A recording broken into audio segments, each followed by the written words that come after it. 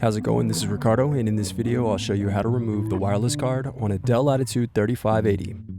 If you're looking for parts for this laptop, go to our website and use this coupon for a 5% off discount.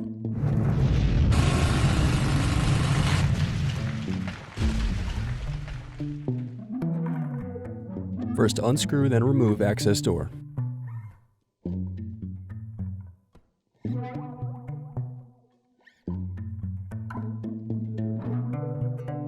Now unscrew and disconnect battery.